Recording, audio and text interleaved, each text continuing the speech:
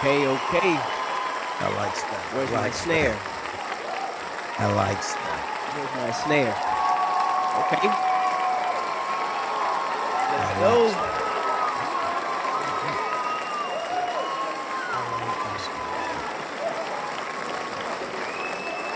Bing, bing, bing, bing, bing. Let's get it. Come on in. Warm up a little bit. Man, that definitely warm up a little Warm bit. your hands up by the We got fireplace. laying of the hands. Right. Ooh, Sister Gina. Laying of the hands. Laying of the hand. Coming to you live from the Sit Your Ass Down studios. Welcome to the Me and D Pops and Son. podcast. For that ass.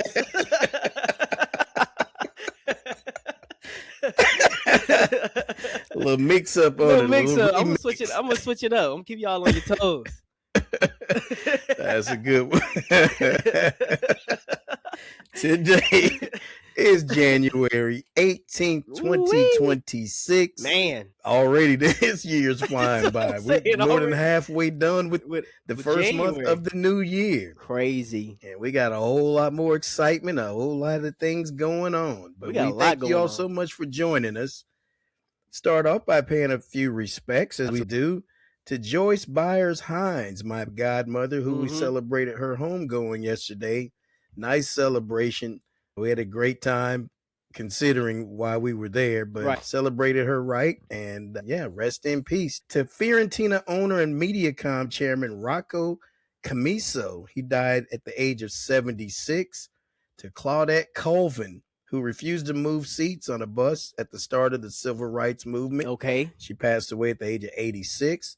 To John Forte, the Grammy-nominated musician known for his work with the Fugees, he passed away at the age of 50. This was a Damn. shock. That is a shocker. To Jim Hartung, who helped lead the U.S. men's gymnastics team to gold in 1984, passed away at the age of 65. To Temple assistant and former Cornell coach Bill Courtney, passed away at the age of 55. And the veteran actor T.K. Carter, known for The Thing and Punky Brewster, passed away at the age of 69. So rest in peace to those folks. A few birthdays being celebrated today. Athletes. Kurt Flood, former Cardinals outfielder, would have celebrated a birthday. He was very instrumental in the whole free agent movement starting. He was traded from the Cardinals to the Phillies. He wanted to be able to choose where his services were going to be rendered, and it was the start of what is now known as free agency. So happy birthday to Kurt Flood, and he rest in peace to him as well. Leonard Fournette, running back, played for the Tampa Bay Bucks. Damn, what celebrates happened a to Leonard birthday. Fournette? I guess he didn't get signed no more. No, he's been going out of the league for a while. Damn. To Hall of Fame defensive end Julius Peppers, whose team plays today, the Chicago Bears. They play tonight. He celebrates a birthday. And the Hall of Fame hockey great, Mark Messier, turned 65 today. So happy birthday to those folks. Happy birthday to those folks. Got a few items for history. In 2022, Boston Bruins retired Willie O'Ree's number 22 jersey on the 64th anniversary of his becoming the NHL's first black player. So that was very monumental. 2017, Baseball Hall of Fame adds Jeff Bagwell, Tim Raines, and Yvonne Pudge Rodriguez. 2015, Tom Brady throws for 3 touchdowns, and LeGarrette Blount runs on 3 more to lead the New England Patriots to the Super Bowl with a 45-7 victory over the Indianapolis Colts. 2015, Russell Wilson hits Jermaine Kearse for a 35-yard touchdown with 3:19 in the overtime to lift the Seattle Seahawks to an improbable 28-22 victory over Green Bay in the NFC Championship game. Outplayed much of the game and plagued by 5 turnovers, the Seahawks trailed 16-7 with 2 minutes and 9 seconds remaining in the contest. Came back. So they came back. 1996, baseball owners break with more than a century of tradition by unanimously approving interleague play in 1997. 1976, Pittsburgh wins the Super Bowl for the second straight year. Terry Pittsburgh. Bradshaw's 64-yard touchdown pass to Lynn Swann and Glenn Edwards' interception on the last play of the game gives the Steelers a 21-17 win over the Dallas Cowboys. I was a Cowboys fan back then. Swann, with 4 receptions for 161 yards, is the game's MVP. And because of that game, that actually helped him get into the Pro Football Hall of Fame. Oh, really? Because some of his best games were in the Super Bowl. Mm-hmm. That's what propelled him into getting into the Hall of Fame. Okay. So, Okay. Hey. little sports history, birthdays, and paying some respects. Man. On today, the 18th On this day of January. What's on tap? What's the haps with the taps? What's the hap with the taps? Taps with the haps, all in your naps. All in your naps. NFL playoff games being played today. We got 2 good ones. We got the Texans at the New England Patriots. Okay. And in that nightcap, we got the Rams at the Bears. Now that's the one right there. That's gonna be the one. That's gonna be right the there. one. That's day one. That's day one. Tomorrow night, we got the college football playoff championship game. We'll give you our predictions in just a bit. But Miami will try to keep the Indiana Hoosiers from having the perfect season with the most wins in college football history in one campaign. So that's going to be – there's a lot on the line, a lot at stake in that game. There's a lot on the line. On Tuesday, the 20th, MLB Hall of Fame selections. Outfielders Carlos Beltran and Bobby Abreu are the 2 players most expected to receive the 75% needed for induction. January 24th, Saturday night, UFC 324. UFC is got back. Justin Gaethje against Paddy Pimblett. Paddy the Baddie. Paddy the Baddie. Then you got Sean O'Malley taking on Song Yadong. And Song that's Yadong. real. Yeah, and then Waldo Cortez Acosta will take on Derek Lewis. But the fight that I was really looking forward to was Kayla Harrison against Amanda Nunez. Right. What happened to that? Kayla had back surgery. She had a herniated disc, and she had surgery on the 15th this past week. Yeah.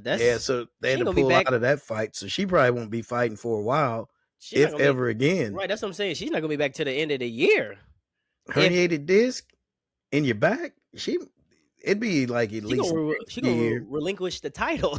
You think she's probably gonna have to do that? She's gonna have to make a major comeback in 2027 or 8. Yeah, back surgery's no joke, right? And just to be able to walk again, let alone move around the ring and fight, and wrestle, fight. It might be a wrap. This might be a wrap. This might be a wrap. This might be a wrap. It won't be a good wrap. I guess she was just going through the pain, or she was just dealing with it. I guess she must have been just fighting through the pain and like you said, dealing with it. And eventually it just got too much for her, and then she went to the doctor. Think about it, D. You're jumping around, people throwing you, kicking you. Wrong move, you land on your back. That could be, especially when you get body slammed or just kicked up against the fence. Yeah, it's not gonna be good. Kayla, you were a good champion in the short time that you had your belt. Right. But you're going to give that on up. It's a wrap. I would try to fight again. So I guess maybe, she relinquished the title. Amanda Nunez to find a different opponent for her. Probably what was the old girl that lost the title to Kayla? They'll probably get her back. Juliana Pena. That's who Juliana she beat. Pena. Okay, that's what it was. Yeah. Yep. Ooh, so... yeah, they're just gonna have to relinquish the belt, like they have a vacated, and then you're gonna have they can just do a little tournament like they've done before, like they did with Aspinall when John Jones was relieved of his belt. Right, you do something like that, have a little tournament. Yeah, you get some contenders, and then the winners of those fight each other, and that'd be honestly that'd be kind of tight. I think it would be, especially women. Yeah, have a little tournament for the women, and then maybe we could see some incomers that we really don't know about. And I'll be honest, I'd forgotten about Juliana Pena, but she was good. Yep. But she wasn't as good as Kayla Harrison. Kayla Harrison dominated that a dog. fight. Yeah, I was looking forward to seeing her against Nunez. Yeah, I think Nunez, the longer she's away too, it's gonna be harder for her to come back and get be back in that rhythm. Dominant factor in the game. But because once you go away, Yeah, you're It's not hard to get. training every day. The good habits that you did have, you start to lose those. I think mentally you're not locked in no more. Like that hunger goes away. Like Just they started say, from the when as an athlete, when you think about retiring, you you're already just about retired. retired. Yeah, Yeah. You because might as well like you go ahead and said, your retire. mental's in there. That sharpness isn't there. The hunger is not there anymore. Yeah, we'll see how that plays out. But to your point, that'd be nice to see a little tournament go on and see who can take on Amanda for the belt or Mm-hmm. whoever it turns out to be. And then a week from today, we got the NFL, AFC, NFC championship games to see who will play in this year's The big Super game. Bowl. Oh Around yeah, this yeah. time It's the big this year, game. they make you say the big game. You can't say the Super Bowl. You said someone got that trademark. Yeah, the NFL has it trademarked. Watch, you'll start seeing different commercials. We'll talk It's the about big the big game. game. It's all about the big game and how you play it. Ooh, yeah, they got money. You can't get sued by the NFL. You ain't winning that. You won't win that one. You lose You all your might try bread. to win. They'll settle with you before they let you beat them outright. I said the extraordinary bowl. I didn't say super. Right. The extraordinary Yeah, the bowl. extraordinary bowl. The superb. There we go. The superb bowl. Yeah, That's the gonna be superb bowl. The superb. Hey, we just The get because we're superior putting it on bowl. wax. We own it. We own that trademark right now. The superb bowl. The superb bowl. So that's what they'll be playing for. Oh, to see who's superb going to bowl. the superb bowl. All right, son. In the leadoff spot. Ding ding, ding ding, ding ding. This is called Fought So Hard. Fought so hard. You wanna find me? Like, gotta find me. What's for the This is Fought So Hard. Remind me. Bo Nix led the Denver Broncos so to hard. a 33-30 overtime win over Josh Allen and the Buffalo Bills, only to find out he has a broken foot and will not continue this season. That's crazy. With all that's on the line. Man. Fought so hard. You fought so hard. Fought so hard. Can't find me. They're not going to be able to find him on the field. You're going to find him on the bench. He fought so hard. Up in the suite. You imagine, though, you did all of that, overtime win, you lead your team down, field goal, and then you're like, man, my foot is sore. You got a broken foot, can't even play. So it's a wrap. The season is a wrap, and that makes it even more surprising that Josh Allen and the Bills lost that game, because now the team that did win, they won't advance. They're not at full capacity, so it's almost like, damn, can we let the Bills up in just so we can see some Josh Allen possibly get there. Yeah, because there's no saying if they made it, they were going to beat the Patriots, the Texans. Yeah. So it's that was surprising though to find that out. You think his foot was hurt all along and they never disclosed it? I think he got hurt some point in that game and he finished the game. They kept trying to show it though last night during the nightcap game, Niners and the Seahawks, and couldn't pinpoint when and where he actually did it. Maybe he had a stress fracture, like a hairline, and he was still playing with it. And then last night he just broke it. I don't know, but they fought so hard. That was a good game. That was a fantastic game, man. Especially when, was it 23-10 Broncos in the third quarter. Yep. And then Bills started coming back. And even with the turnovers that they had, they still were in that ball game all the way until the end. Fought so hard. Yeah, you can see visibly how emotional Josh Allen was, just because he knew. Man, this was my shot. I'm sure they'll get another opportunity, but man, if there was a better opportunity to capitalize, take advantage. No Mahomes. No Burrow. No Lamar. You ain't going against, you know what I'm saying? This was your chance. You were the most experienced team going into this. Now you got the young guns coming. Bo Nix, Drake May. I mean, guess CJ, CJ Stroud, if they can ultimately get a win, but Caleb Williams. Yeah, they on your tail. I think they were the better team because with all the mistakes they had, they were still in that ball game and were able to come back. Even with no weapons. The dude didn't have any weapons. You had Shakur, what's his name? The one receiver number 10. Shakir or something like that. Yeah, him. You had Deion Coleman. Cooks. Right, Brandon Cooks made a couple nice plays. He came off out of nowhere. Like, you didn't really have no top dogs like that. And yeah, like I said, with all the mistakes that they had, they were still in that They were ball still game. in that game. Man, and then the pass interference penalties towards the end, that just solidified it. And then when oh boy White, number 27, when he got the unsportsmanlike conduct, it was over right then. Like, he needs to get cut. He should yeah, have got cut immediately. Damn, bro, you just took us out of the game. I know it was already like, okay, it looks like they're about to win, but you just solidified it by doing that. You got them even closer. Yeah, you put them definitely in field goal range. Right. It's easy. They say easier to kick a field goal in Mile High Stadium with the altitude, but you really put them in position to win the game. You increase their chances, their percentage of their odds. They're winning the game. So yeah, that's tough, man. That's real tough. But yeah, fought so hard. You got all that way. You get to the AFC Championship, and we'll see. But unless they get like a Nick Foles or they get someone. I forgot who they say the backup is, because they say they can't even really bring anybody in because you don't know the offense. Let the Houston defense get after you. Ooh. Boy, or even Patriots defense. They're going to be on your tail. Jarrett Stidham. Who? Yeah, they ain't winning no Super Bowl with Jarrett Stidham. Stidham? Go ahead and sit him down. I'm not a gambler, but I would put money on Jarrett Stidham is not leading the Denver Broncos to a Super Bowl championship. No, sir. No, sir. Fought so hard. Great season, though. Great season. And didn't fight hard enough. The 49ers. Man. They got obliterated and beat down by the rested Seattle Seahawks. Man, my Niners lost 41-6. Damn. To put me and the other faithful out of our misery, though, because the team's playing on fumes, D. Oh, yeah, they were playing on. You're down to the 4th, 5th, 6th, your last leg. Yeah, you're pulling up people. The one little running back who, he was running well. James is his last name. I can't think of his first name. But you're pulling people up off the practice squad just to field a team.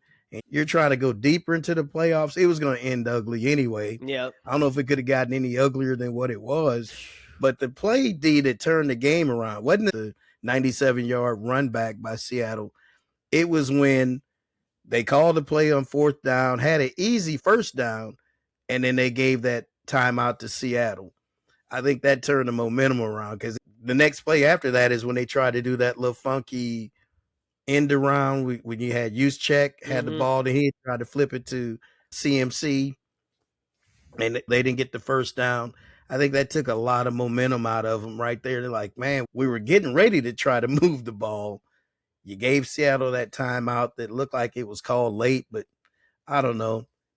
It didn't matter. They weren't going to win. Yeah, they weren't going to. Yeah, they were anyway. They were calling anybody up. The injuries just got piling up. You probably had more backups than you had people who started the seasons. Yeah, your true starters and your stars that could actually impact the game. So the fact that they made it that far, it was tough. It was definitely a tough, great fight. That was a hard watch, man. Yeah, I'm serious. I was just working on our notes for today. It's on. It's in the background. In the background. I had it on my phone. That's when we started watching Sinners. Exactly. I was like, this doesn't look too good. And I kept checking my phone. I'm like, damn. And I was pissed off by Shanahan's stubbornness, because a couple of times if he'd have punted and just flipped the field position instead of trying to go for the 1st down and not getting it, and then giving Seattle a short field. Yeah, to me, that there was 14 to 20 points right there that he just gave because they couldn't convert. And I'm like, come on, man, flip the field on them. Make them go 97 yards or however many. Don't make it so easy for them to win this game. And I think he got frustrated, and then his stubbornness kicked in. And he's, we've been playing with house money anyway. Yeah, so definitely house money. House money. So the Seattle Seahawks will be in the NFC Championship game. They await the winner of the Rams and Bears game tonight. Bears. I took the Bears in that one, D. Who you got? You weren't on the Monday night. Yeah, I wasn't on the Monday Night Raw show. Great episode, by the way. Thank you. Great episode. I would have, not gonna lie to you, I would probably have to go Bears myself. I like the Rams, but Bears remind me of the Commanders last year. Just that team who is playing hot, especially that comeback win against Green Bay. That just showed me a lot of fight. It's in Chicago. I can just see it just lining up. Now, don't get me wrong. I think the Rams will definitely make it interesting, but when watching it was almost like you said, it's just, man, Carolina was a couple plays away from being in this position. They were. So I think the Rams defensively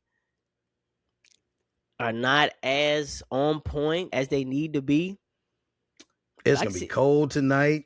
I can see, don't get me wrong, the experience wise, I will go with the Rams. And they got a lot of weapons. The Rams do. But there's something about I think it's just the Bears are just hot. Sometimes you just got to go with the hot team. I will go. And it seems like they're destined to do something different than what they've done before. I can just see the storyline. Mm-hmm. I can just see the storyline of them making it to the NFC Championship. And then ultimately, I see the Seahawks in the Super Bowl. You and me both. I think it's Seahawks' time to get in the Super Bowl. I think the Seahawks will win the NFC Championship, whoever they face. But yeah, I'll go Bears tonight, beating the Rams. All right, son. And then, even though the game was already over, I probably would have gone with the Bills, to tell you the truth, against the Broncos. Just because of the experience, I didn't think the Broncos were ready for the moment yet. And I thought Josh Allen was going to rise to the occasion, which he did. It's just a few things that just hindered his the turnovers. Yeah, the turnovers. He got the one interception and then he gave it right back to him. Yeah, when he was running with the ball and then he just had it just loosely, and the dude, it almost looked like he threw it back on purpose. I'm like, okay, come on, bro. Might be some sports betting going on. I was about to say, like, the way he was just running the ball and just threw it, I'm like, bro, running the ball one-on-one. Tuck the ball. That's football 101. That's 099 in youth football. They teach you how to tuck the ball. And why you have so low? You bring that up, then you guys almost might get a field goal, and that changes the game. In the past, Josh Allen has made those type of mistakes before because he does too much and he's trying to win the game so bad. And it's always kind of like the same narrative. It's always on him to do so much and he never gets no help. And someone else needs to step up and get that man some help. That's where I blame the front office because they had an opportunity to get Jalen Waddle from the Dolphins at the trade deadline. Ooh, and all they wanted was a first-round pick and some beef for jerky next year. They just said, hey, we'll cut it. We'll settle it right now. Bills got knocked out. Niners knocked out. Seahawks move on. Broncos move on. We'll see who they'll meet up against next Sunday. All right, son. Here's an old school who you got, and it concerns tomorrow night's game. College football championship is here. Who you got? Miami basically playing a home game against Indiana, who's trying to defy all the odds, have the perfect season, run the table, the unexpected team that Kirk Cignetti has just transformed into a major power now. Oh, because low key, I've been kind of the past two times Miami played, I picked them to win. You did. I just like their swagger. I've always kind of I was just always, I wouldn't say necessarily like I'm just like a diehard fan. Of course, I'm a Georgia Bulldog, but I just like the Miami swagger, and I think it's good for football to have Miami in the national championship. And like you said, they are playing a home game. Indiana is the better team overall, but man, and they blasted Oregon. That was a complete dominant performance. Where Miami they had to go toe to toe with Ole Miss. Ole Miss took it to them. Took it to them. And if they didn't have the turnovers, they would have beat Miami. Damn. That is a great question because I don't know. I got no dog in the fight. I'm rooting for both of them. I'd like to see Indiana win. I also would like to see Miami win, but point of me is, damn, I don't want Carson Beck to get a national championship because I'm like, damn, he's supposed to be playing for us. Right. But to answer the question, man, I'll probably go to Hoosiers. I'll probably go Indiana winning it. Fundamentals wise, just all phases of the game, I'll give it to Indiana. But I can see Miami winning, though. I can see it being like not an upset, but it would be an upset. I can see them upsetting Indiana just because it would be too picture perfect for Indiana to go undefeated, win the Big Ten, Heisman Trophy winner, it's almost too perfect. Right. There's no blemishes. It's too perfect. So it's just that don't seem right. And people keep saying, well, they didn't have any close games. Yeah, that Penn State came down to the last play. Mendoza Ohio had to State make game was a close game too. It's a low scoring game, but low scoring game, and they had to play, like you said, almost a perfect game to hang on to win the game. I'll go Indiana. I'm going Indiana. I would not be surprised to see Miami win, but the thing you pointed out, all three phases, Indiana's strong. And the thing I think that they have on their side is their average players are 23, 24 years old. Oh, so they got experience. They've got experience and they have discipline, and just the overall maturity is the word I'm looking for. Definitely the maturity. They have the maturity to win that kind of ball game and do what they need to do and not play so much on emotion, if that makes sense. So that's why I'm going with Indiana. And I am rooting for them. We lived in Indiana for a couple of years, so that's the other reason. I like what Mario Cristobal has done with that program. And just think, and this leads into our piggyback topic, it's called 16 and stop. Move the playoffs to 16 games, and let's just leave it there forever. You don't need 24 teams. You don't need 18 teams. Put it at 16. That way, there wouldn't have been any debate whether Notre Dame should have gotten in or Miami. Now, that's the thing. There was debate. Should Miami even be in it? Wow. Lo and behold, they're in the championship game. Right. So they went on a run. They showed that they deserve to be there. And that way, if a Tulane and a James Madison do happen to get in, not a big deal. We got 16 teams. Nobody really is going to get left out that should be in. But what are your thoughts on that? Just get there and stop, or what's a good number to you? Yeah, I think 16. Yeah, just so you can get teams that were snubbed, like a Notre Dame, or what was the other school that potentially could have got in? I don't know if it was not Vandy, but I think there was another school that potentially could have made it. But yeah, I think people thought Vandy had a better resume than Alabama, which they did. That was a debate. But they lost to Iowa. Shit, they lost to Iowa, so it's like maybe they didn't deserve to get in there. But yeah, you get 16 teams in there, so yeah, you get 2 Cinderellas, and then you get the other 14 of like really good big schools and stuff like that. And if they phase out, they phase out. But then there's no controversy. There's no one feels like they're left out. If you can't make the top 16, then it's come on, bro. That's what I was going to say. If you can't make the top 16, then you don't really deserve it. You don't really need to be there. This ain't no damn participation tournament. Right. This is for the national title. Yeah, this ain't March Madness where a lot of people can get into. A lot of teams. And that's why I think they should scale that back instead of trying to expand that. No, they don't need to expand that. Yeah, just either keep it where it's at or cut it. Or cut it. I mean, go down to 56 teams. Make it where you truly have to play your way into that tournament to be there. Every game really matters. You don't get in there by. And if not, go to the NIT or play what's that other championship? Where they get the one in Vegas. Yep, where they get the $1 million. Yeah. I'd rather play for that one anyway. Right, get that. Let me get that cheese. Let me get that cheese. But yes. I say 16 teams, keep it like that. 14 would be a good number too, instead of the 12. Right. And then you still would have got Notre Dame in there and maybe somebody else. But if you do 16, you can have a couple of. Because it's 12 right now? It's 12 now, yeah. Honestly, just stay at. I think 14 would be good. I think 14 is good enough. 2 extra, you're doing 4 extra teams. The other thing too is where you fitting all these extra games in. Right. I think 14. You're going to have to start using those bowl games as the actual part of the tournament and play games in December and play every week. It remains to be seen how they carve it up, but I like 12 to be honest. Yeah, 12 was good. I think 12 is good. Earn your way into it. Like you got the top 10 teams, and then you got two extra teams who probably had really a good season, who probably could have been in the top 10 or were in the top 10. They just fell out somewhere. You got to add a level of competitiveness, a level of competition of these are the top.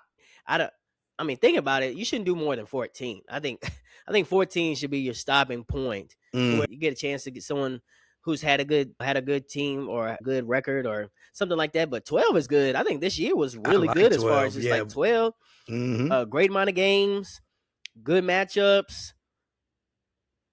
Yeah, I mean 12 is good, but I don't think you should do more than 14. Shit, that's you could do where keep it at 12, and then those last 4 teams play each other to see who can get in to make it 14. Yeah. So have your top 12 as guaranteed. Right. Then have those last 4 that are on the fringe. Have them. They have to play each other to see who will be in the top. the 14 teams. Yeah, like how what's it? The NBA does that. The play-in tournament. The play-in tournament. Yeah, like you got like you said. Yeah, you got the 12 for sure. We know you guys are in it, and then you do a little play-in tournament for for those last spots. Yep, for those last 2 spots, and then it stops at 14. Exactly. Now, I think that's a great idea. And leave it there forever, though. Yeah. Let's just Don't not just keep try to get it. greedy. Yeah. Don't try to expand it. Yeah, we know the money's there, obviously, but also, what are you doing to those young kids that are playing? You're adding more games onto their bodies. They be beat down by the time they get to the pro. By the time they get to the game, they're gonna be worn down. Yep. All right, staying with the college theme. I know you heard about it, the college basketball gambling scandal. So federal investigators filed sports bribery and wire fraud charges against 20 people in relation to game fixing, point shaving, and performance manipulation in college basketball. Damn. Among them, gambler Shane Hennon. Now, he was one of the people in that NBA scandal, the illegal poker games and all that.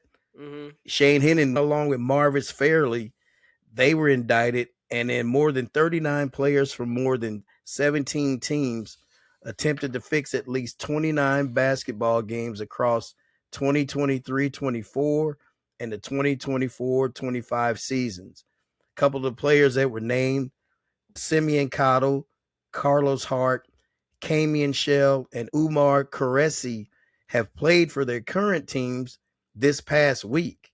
So they're not with their old teams, but they're still playing college basketball. 4 players that were named in the suit or in the lawsuit. Yeah. Mm-hmm. The allegations against Hart, Shell, Qureshi stem from their previous schools, while Cotto's alleged incident occurred in the 2023-2024 season. Now, Cotto, if I'm not mistaken, played the other night. I think it was Wednesday night for my Owls. For Florida Atlantic. But yeah, a couple of them are still playing. No allegations from this season so far, but it just goes to show, D, we keep saying it, are these games real that we're watching? That's why I can't put money on them. That's why I can't put money on them. There's a slight chance of just it's scripted or it's guided in some form or fashion, which it seems like a lot of times it is. I don't feel like we're watching a genuine product. Yeah. Don't get me wrong. There's people who make some money here and there, but dog, I can't just put my bread on something that's not the purity is not there. Ultimately, that's what the house always wins. Right. Whatever you're betting on, they're gonna win. So regardless if you get a couple right, at the end of the day, they're gonna throw you off. You get more wrong than you get right. You're gonna get more wrong than you get right. And that's for sure. But that's just crazy though that oh man. Look how recent it is. Right. I mean, up until last season. Because since it's come legal in majority states and stuff, like we've covered multiple stories of just players who are just throwing the game. Pete Rose is rolling over in his grave right now. He's like, damn. Y'all didn't... Yeah, because he claimed he always bet on his teams to win, which we don't know if that's true. But he's like, what y'all doing different than what I did? I was just trying to... I just had a bookie. I just had a man place to bet for me. Yeah, but it's more pervasive throughout sports. And watch, before long, it's going to be WNBA games thrown. And I hate to put that on them, but I'm just saying there's no sanctity in terms of people putting money on games. You catch somebody at the end of the bench not making much, didn't get any NIL money. Everybody else is wearing the nice clothes and shoes. And I want to make a little extra bread. Yeah, I'm trying to make a little cheese myself. Yeah, and like we said, I don't know if what we're seeing is the true product. Mm-mm. I can only imagine people who wager on the NCAA March Madness tournament. Do you think that's real? Because I know there were like 20 schools named. DePaul was one right off the top of my head. Even St. Louis U. So somebody on the St. Louis U's team right here in our own city, man, was making money off of point shaving. And a lot of times the way it goes is, hey man, this is how I'm making my little extra cheese. You want to get in? I just need you to throw a ball into the stands, or just throw it, glance it off my hand, or miss a layup on purpose. Because sometimes you do see a shot, like, how did he miss that? It's a little Obvious as yeah, something it's too happened. obvious, like Yeah. too obvious. And yeah, like on the Monday Night Wrap Up show, when Josh Jacobs he only got 4 yards, and they took him out the game and put him back in the game just so that the bet would go through. Mm-hmm. It's come on, Or Vegas remember, who was knows. that missed it by 2 yards? No, it was a half a yard. It was Zay Flowers. I think they had him at 89 and a half yards, and he got 89 or something like that. Right, it was like a half a yard off. It's like, come on, They man. know. Right before he fumbled, like Right. he's about to get it, but then he fumbles right there. Yep. Come on, man. Vegas know. They know. They know. They be Show knowing. know. They know. They know. I'm telling you. Knowing. They be knowing, man. All right, son. This one is called "Sorry, Bruh, but you're not leaving the building." Sorry, bruh. Sorry, bruh. You're not leaving the building. John Harbaugh and the New York Giants supposedly have a done deal, but nothing has been officially announced. I love the candidness of the Ravens owner, Steve Bisciotti, on his decision to fire Harbaugh in the first place. He said that the team had underachieved and blown leads, the senseless penalties that caused him to let John Harbaugh go, because even if they had won the next game, he said his decision had already been made. I think the only thing that would have saved the job is they'd gone to the Super Bowl and won. But outside of them winning another title, John Harbaugh wouldn't have been on the market. Now it looks like the Giants are going to sign him, but it's been 3-4 days now. It's still not official. Right. Something's going on behind the scenes that we don't know about. I don't know if he's campaigning to get his staff. He wants full control. But why would you say we have an agreement in place, but there's no official announcement? That makes you wonder, like, what? Yeah, like, there's something on the Giants' end that they're not getting done. He might want a certain his staff to come. He's bringing Monken with him. That has been confirmed, which I didn't understand that. Yeah, I think Monken's the problem. Monken is the problem. You might just need some new blood in there.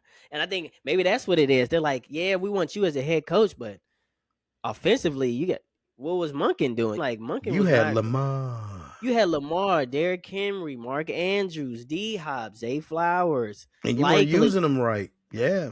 The amount of talent, like Ben Johnson would have been going. He'd be cooking up plays in the lab like a mad scientist. Cooking up in the kitchen with all those players. He would have had a field. He said, you can't make my job any easier. No. I think they made it harder. They made it harder for real. Yeah, but it must be something. Monken couldn't be part of my staff, and I'd have to. Hey man, I love you to death. Hey, bro, I'll be the last few places. Maybe he could be assistant. Maybe he could be like an assistant offensive coordinator. Maybe you could come coaching staff, but we can't give you the full range. You can't be the OC. Yeah. Maybe you could be the quarterback's coach or something. Yeah, something like that, or running backs coach. You can still be on the team. I'm still gonna put you on my staff. I still put some bread in your pocket. I still miss all that, but our offense was terrible the past couple of years. Like, how we used the talent that we had in different situations, it just makes you question, what are you doing? So on that premise, Harbaugh's going to be with the Giants because they wouldn't let him leave the building. 2 down, 7 to go. So if we're to assume Harbaugh signed, and now Kevin Stefanski is out of circulation after he signs with these Atlanta Falcons. Give me your feelings on that one. It's the same. You might as well kept Raheem. That was my first personal thought. opinion. That's you the first thing I thought. You just got the same. You got a white Raheem Morris. Like, you got the same coach, a mild mannered. You might as well unproven. Because Stefanski is more offensive. He's a more offensive coordinator. The offense for Cleveland really didn't look that great. I don't think his identity meshes well with Atlanta. I think Raheem Morris fit more with the identity of Atlanta.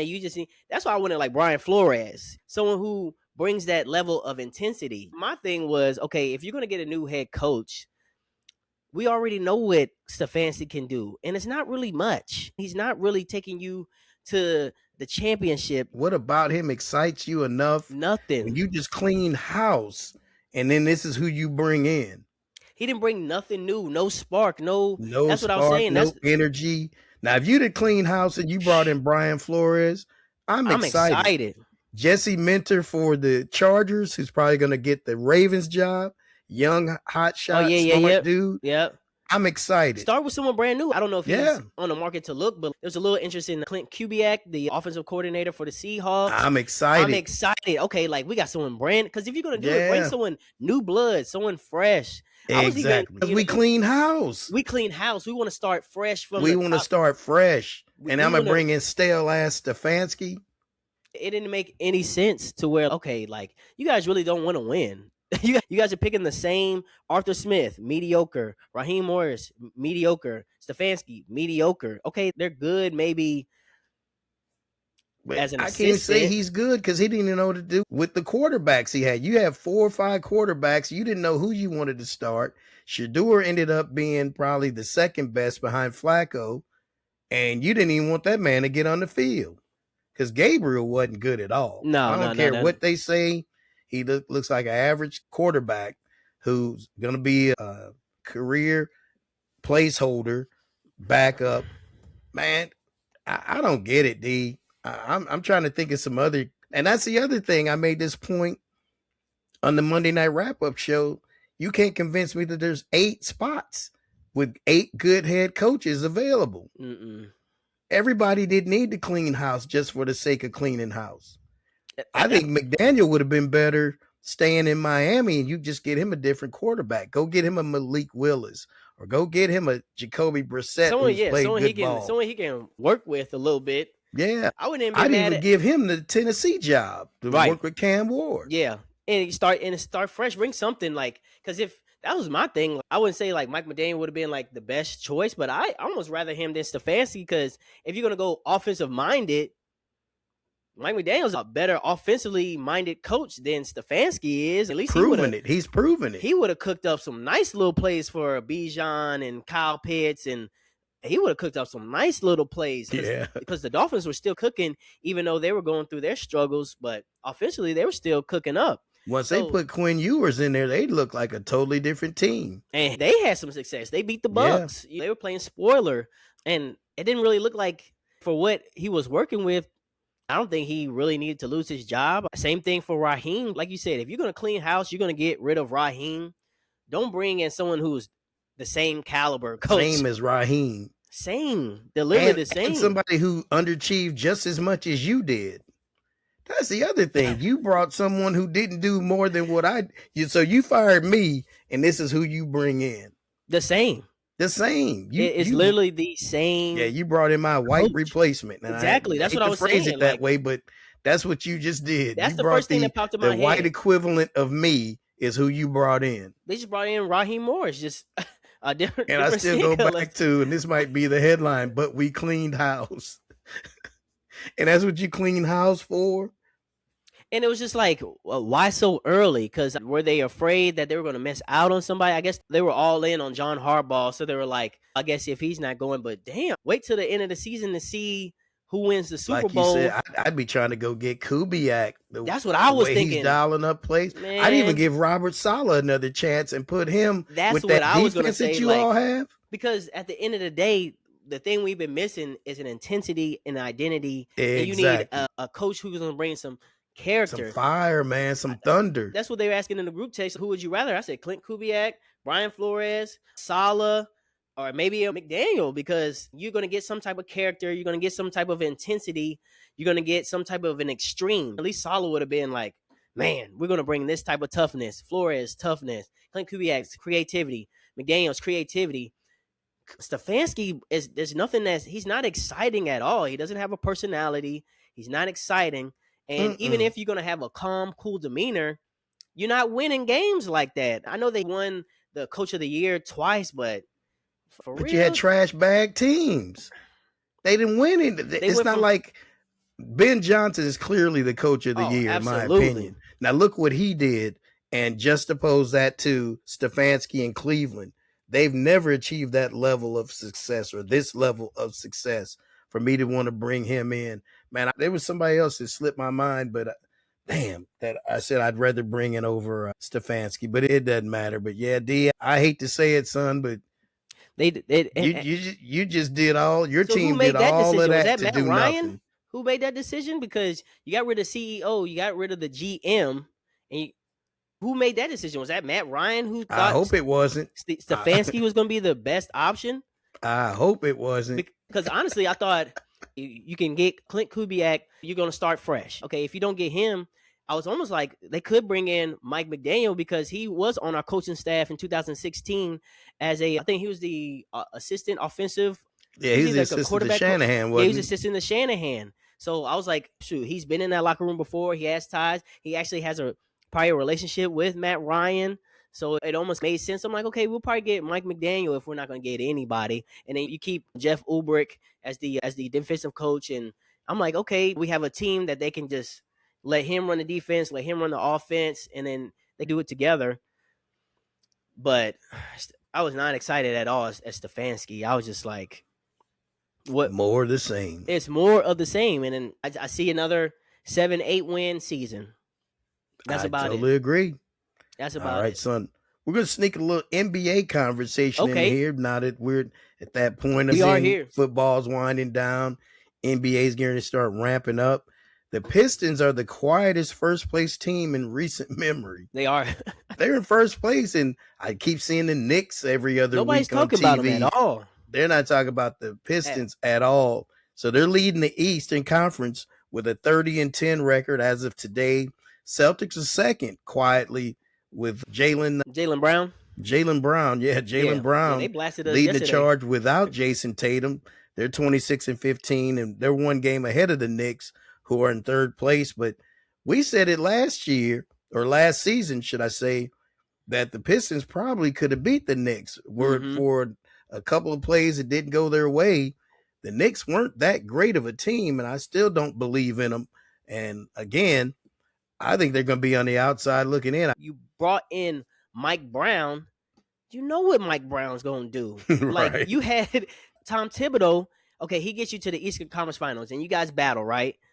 So you need to bring in a coach who can get you to a championship. If you're not going to bring in a coach to get you a championship, then you might as well just left Tom Thibodeau there. Right, you're right. You brought in Mike Brown. You brought the same person. You brought in the black replacement. They brought in the black replacement for Tom Thibodeau. And you guys might even make it to the Eastern Conference Finals. And if he doesn't make it to the Eastern Conference Finals, then what'd you get rid of Tom Thibodeau for? Because we were pushing for a old boy from Denver Nuggets. Yeah. What's his name? Mike. Damn. What's his name? It's Mike. It's Mike something. And he's having a ball on the ESPN countdown shows. Yeah, he no pressure. No pressure whatsoever. No stress. He living his life.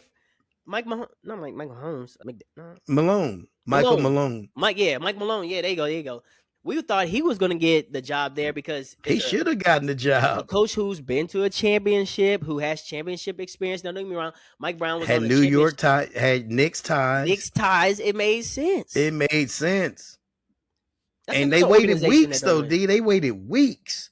And all you came up with was a Mike Brown. And you know what he could do. Now, he's been on the Golden State staff when they won championships, but that was as an assistant, not as a head coach. You know, and I get he did some good things with the Cleveland Cavaliers, with LeBron. But you had to get somebody else to get them over the hump. Yep. That was the other thing. I don't know. Yeah, I don't know. It's a head scratcher because, and it's like you said, even going back to when we talk about the NFL for the coaches, you don't really have to clean house if there's really not a better option out there because all you're really doing is just replacing what you just had, but it's just someone different. So how are they going to bring in something new when it doesn't make sense? Like some of these coaches getting fired and then you're hiring the same person. It's just like a mirror image of what you already had. You just could have left it the same. That doesn't make sense. Now, the one job that we didn't talk about this at all, we thought it was a thing where it'd be a mutual parting of the ways with Mike Tomlin. He's Right. shocked everybody. Oh, yeah. I'll just step down. He said, "I'm gonna go out on my own terms," and I love it, D. I yeah, love that. I like you said before y'all can even consider, and I'm just gonna do it myself. I'll walk out on my own terms. Yeah. Y'all have a good luck next season. Hey, mic drop. Good luck And next then season, and see how well you do without me. I want Brian Flores to get that job. Now that's what they saying. Now I will, man. See, he's already been in the organization when he had the battle, still battling with the NFL over the whole Miami deal, how he got blackballed there, literally. Tomlin picked him up, put him on the staff, made him an assistant. Then he moved on. He's been doing good things with the Minnesota defense. Get that man in Pittsburgh and let him stay for 10, 15 years to whenever he's ready to retire, because they don't change coaches often. He'll be their fourth coach, whoever gets the job, since the 60s. So, yeah, put Flores there. Somebody, like we say, tough-minded, going to bring a culture. He'll get that defense turned around quickly. They'll be patient with him. That's who I want to see get that job. But that's the whole point. There's a reason why the Steelers have multiple championships. Each one of the coaches they've had has won a Super Bowl. Yeah. So, and they're patient with them. That's the thing. Quit being so microwave with all these coaches and let them build something up. It's going to take time. They realize it's going to take time. Yeah. Different factors go into each season. But if you give a coach time to build some rapport, to build his coaching staff, to get the right picks in there, ultimately it will lead to a championship. Yeah.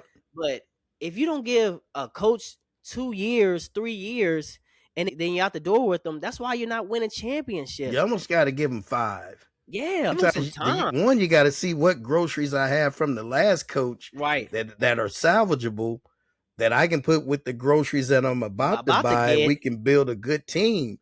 It's going to take you 2, 3, 4 seasons to actually get that continuity. Everybody's not a Ben Johnson. And like I said, I mentioned on Monday Night Rap, he picked that team. He saw what he had that he could work with. And then they went out and they bolstered up that line. They got some more offensive weapons for Caleb. And he's done it the right way. But everybody's not going to be a Ben Johnson. No. They're not going to turn it around. Look, it took Dan Campbell a couple years to build up what Detroit became. And now it's almost their window's about to close. Yep. That quickly. That's how quickly they'll be good for the next few years. But their window to get to the Super Bowl, I think that's over. You see, even in their division, you had Green Bay and then the Bears emerging. So for Cleveland and the Falcons and the Raiders and these franchises that keep going through the carousel of coaches, the rebuilds and the tear downs, and give a coach some time to, because honestly, going back, I'm like, you might as well just kept Raheem Morris there and let him just build just a little, just give him maybe one more season. Maybe Stefanski could have been his OC. That's what I'm saying. There you go. Keep him there and then bring in Stefanski, and then they could build. Get to win at the top level. You need 2 head coaches there. One is one who's the actual head coach, but you actually have an assistant there who could be the head coach, but he's good enough. You got a room full of just strong coaches that can take you somewhere. Like Shanahan, I don't have to worry about my defense because I got Robert Saleh. That's what I'm saying. Saleh got that. I would pay. I'll say this now while we're on the topic. If I were John Lynch, I would go to Saleh right now. And whatever NFL team is going to pay you, we'll match it. Because we need him to keep this young defense going. Look what he did with nothing, with almost all rookie players, kept that defense at least respectable. Now, in the end, they got too thin, but at least he kept them respectable. And man, if you, like you said, you almost have to have a 1 and a 1A in your building for you to be successful. Yeah. To get to where you want to be, if you want to be a championship level team, that's what you need. Because you can go back from the Patriots, like you had Bill Belichick, but then you also had a Josh McDaniels. Exactly. And you had, with the Kansas City Chiefs, you have Andy Reid, but then you also have Nolan, and you got Matt Nagy on the other side, and then offensive side. What was the other offensive? The brother who Bieniemy, Eric Bieniemy. And you got multiple coaches in there who could be head coaches. Yeah, that's what you need. Belichick had Charlie Weiss Sr. along with Josh McDaniel.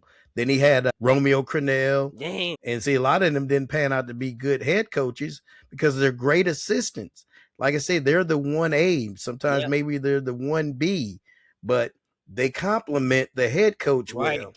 And that's what you got to have, complementary coaches to help you get over the hump. You need great minds. You need multiple great minds in that locker. That's why the Detroit that year, when they had Campbell, Ben Johnson, and Aaron Glenn, all three of those coaches right there, I don't have to worry about the offense. I ain't got to worry about the defense. I just got to just make sure we're all on the same page as a head coach. But when you're a head coach and you got to take over responsibilities for the offense, and then I got to take over responsibilities for the defense one week, and then it's too much. It's pulling you away from something else that you should be focused addressing. On. Yep, that's the other reason that the Detroit Lions didn't do much, because Dan Campbell took over the play call, and he did okay, but he's no Ben Johnson calling plays. Right. You know, plays started getting super stagnant, like predictable. Oh man, and so predictable. Yeah, you can see what was coming. It's a run. You're gonna run Jahmyr Gibbs right here. It's a run. We know what you're doing. Oh, Amon-Ra St. Oh, you're gonna throw it? Okay, yeah, we know it for the 18th time in a row. Yeah, that's all they could do. We get that. Let's just spam this receiver. He got 20 receptions, 20 yards, and y'all got a loss. And he's hurt. It's crazy. You have any juicy news today, son? I don't have a Pops' pop culture question of the week. Yeah, this is just a little juicy news. So this ties into hip hop culture and football a little bit. So we talked about this person a lot here before. So this is how it all intertwines. Here recently, adult content star Selena Powell has recently exposed the rapper Offset, put him on blast. She exposed leaked videos of them together in bed. She went on a podcast shortly after that, saying that Offset made claims when he runs into Stephon Diggs, he gonna F him up. And I heard that. She got a video recording of them on FaceTime of Offset saying, yeah, don't make me run into Buddy, Stephon Diggs. He mess around, get robbed, shot in the knee, effed up. They said he wouldn't kill him, but he shoot him in the knee, basically ruin his career. Ruin his career. And she's known to put a lot of rappers on blast, and it just stems into, damn, like, you might need to leave people's baby mamas alone, because you got to watch out who you messing with, because that baby daddy might be crazy. And then also I had other little juicy news. Because if you don't know, now you know. Because if you don't know now, like we typically do, but it's all good. Yeah, we're just running into it. Also, rapper Ice Spice might have a little sneaky link with, he just got to the team, Michael Porter Jr. Really? They might be together because, he's in Brooklyn now. Yeah. She's from the New York area. I think she is from Brooklyn. Mm-hmm. But they were seen doing a video together. Now, it didn't show his face. She had a little TikTok reel, but the internet, they were matching up tattoos, and the tattoos match up with Michael Porter Jr. So there might be a new little rapper romance, because Glorilla and Brandon Ingram together, Clay, Meg Thee Stallion together. So you're female rapper and NBA females star. They are not ashamed about rapping about their man. Oh man, they find their man, they put it on wax. They put it on wax. They more aggressive than the man. Right. You might see Ice Spice at the Brooklyn Nets games, and she might be linked. You know what the link is. You know what the link is. Michael Porter Jr. Porter Jr. All right. Good juicy news, son. Little juicy news. Time for our pops, flops, and props. Pops, flops, and props. Oh, those pops, flops, and props. Who you popping? Pop's going to go to, we got the national championship going down tomorrow between Miami and Indiana. I think it's going to be a great game. I can see either one of those teams. Both have great storylines, but I can see either one of those teams winning the championship. But Pops goes to the national championship game going down tomorrow. Mine's going to go to the Broncos and the Seahawks. We're moving on to the playoffs of the NFL championship round games that will be held next week. They're both awaiting their opponents, but my congratulations, Broncos, Seahawks, getting to those NFC, AFC title games. Flop. Who you flopping, son? Flops is going to go to the Falcons organization for hiring Kevin Stefanski when you already had a Kevin Stefanski in the organization already. I was just like... Raheem Stefanski. When I saw that, I was just like, cool. Another 8-win season, man. That is a flop. Whoever decided to do that, averageness. a whole lot of just mediocrity. Just like, Mediocrity. what are you doing? You guys actually wanted to win in that weak division? I guess not, because you got Stefanski. Now, I would love to eat my words, pause, if he ends up doing something, but I don't think that's going to happen. So right now, it's a flop. I'd go with the Panthers over everybody in that division. I see Panthers winning the division again next year. Damn. They're going to keep retooling and build them something. My flop is going to go to, and I'm so sorry I don't have his name. I may add it back in here later, but to the 49ers special teams coach. You got to have your team prepared to not give up a big play at the beginning of a game. That's how I'm going to phrase that. All right, son, who you propping? Props is going to go to the Broncos, moving on, beating the Bills, and the Seahawks moving on, beating the Niners. They move on to the AFC and NFC championships. Like you said, they're waiting their opponent. But I just want to give props to those organizations because they've been the front runners, all just in the mix of front runners all year, and they actually proved themselves. So that's great for those organizations. Props to them. All right, my props are going to go to Venus Williams for still pursuing her dreams at the age of 45 by just starting her first round match today in the Australian Open. She becomes the oldest woman to compete in a singles match. So I want to give her props. She's hanging on. She's getting some wins here and there, but she hasn't given up her dream of playing the sport that she loves, and I have to applaud that. So props to Venus Williams for continuing to pursue her dreams. All right, son. Now it's that time of the podcast of the show where we tell someone to sit your ass down.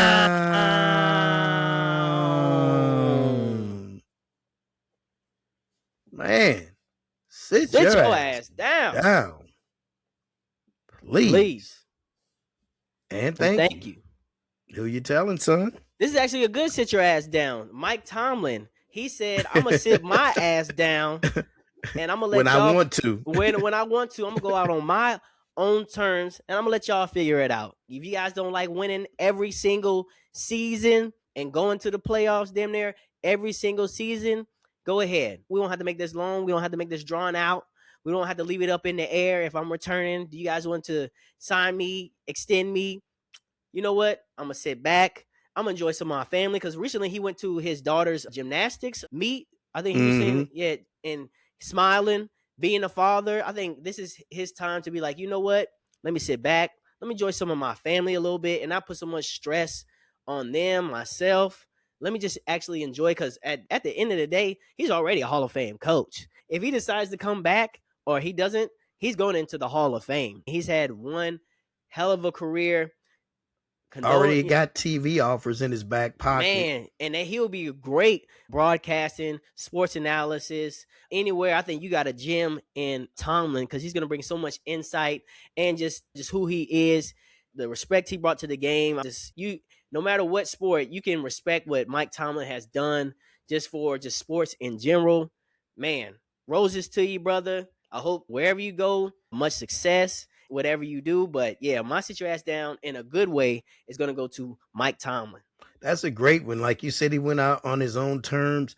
He did something unprecedented. I don't know of too many coaches that could coach for 20 seasons and never have a losing season. Teams, organizations would kill to have that caliber of a coach.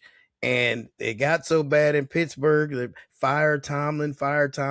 Well, damn it, you better hope you find a Brian Flores that might be your best option, or a mirror image of Mike Tomlin's success. Because if you don't, yeah, you're gonna be eating those words. Be careful what you wish for, right? Yeah, watch what you wish for.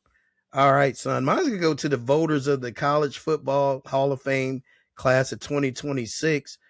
They had a serious omission. So just to name a few players that got in: Aaron Donald, Ndamukong Suh, Mark Ingram, Peter Ward, James Laurinaitis, Herman Moore. But you know who they left off? Cameron Newton. Yeah. Cam won a Heisman. Cam won a national title. He took an average rinky-dink Auburn team. Man, in 2010 and one of the best seasons in history. One of the best seasons ever. Dog. You took a no-name team. You can't name me one other person that was on that team with Cam Newton, and he drug and dragged them to a damn national title and dominated in that game. Man. But Cam Newton's not a 2026 Hall of Famer. Now, I know there's other opportunities for him to get in, but they only do it every few years. It's random how they do it. If you look at the length or the span in between players, Herman Moore has been retired longer out of the NFL than he was in college. Right. James Laurinaitis, who played for the Rams, hadn't been in college for hellas. Man. Somebody else that made it, Jordan Lynch. I remember he was a decent quarterback for, I want to see, Northern Illinois. But who was Jordan Lynch? He didn't win no national title. Cam Newton, man. And I'm not a big fan of Cam all the time because some of the stuff he says is outlandish. I'm definitely not a fan of his off the field stuff, the drama he keeps up with the women and the babies' mamas and all that. But Cam Newton at Auburn on the field. As a college player, he might be one of the top college football players of all time. Exactly. And he wasn't in this class of Hall of Fame. Man, sit your ass down. Whoever the voters were, the haters were, the whatevers were, sit your ass down. That's for sure. Man, we chopped it up, son. I know we missed last week, and hopefully you all missed us. But we are back. We're back. We're here, and we got a nice show for you. Hopefully you enjoy it. And don't forget our other shows, the Monday Night NFL Wrap-Up Show, which will be coming to a close soon just because the season is ending, and we'll be focused on our basketball show. And standing on business. Standing on business. Our latest release, Micah Austell, Peachy and Beachy. Just a great spinoff for those if you're not really into sports. Yeah. We're putting a little different spin on it. We bring some mindset. Show you we're diverse. Yeah, we're very diverse in just our podcasting abilities, and we just give you a different way to enjoy, entertain, and to inform for people who want to do something outside their jobs, and you just want to hear from people. And also, if you want to come on the show, whether it's our show on the Me and D Pops and Son podcast or Standing on Business, if you got a local podcast, feel free to reach out to us. We would love to have you and share your story. There you go. And always get that merch, and always get your merch. Get your merch. We got Jenkins mugs. Put it on the mug. We got Jenkins mugs. The mug is tight. We got the Me and D Pops and Son podcast mugs. We do your own. If you got a business and you want your own merchandise, we customize it for you to your liking. Come on now, put it on the mug. Put it on the mug. Put it on the mug or whatever you want. Put on some socks, some drawers, a hat. Some drawers, yeah. Do that. Whatever you want to put it on. Whatever you want to put it on. We got you. We got you. All right, son. We always appreciate the listeners, the watchers, the viewers, the whatever of the Me and D Pops and Son podcast. For that ass. For that ass. For that ass. For that ass. For that ass. All right, son. Tell them. Hey, but until next time. We're going to holla at y'all, man. Let's go. Should hit them with some fireworks, too. Right.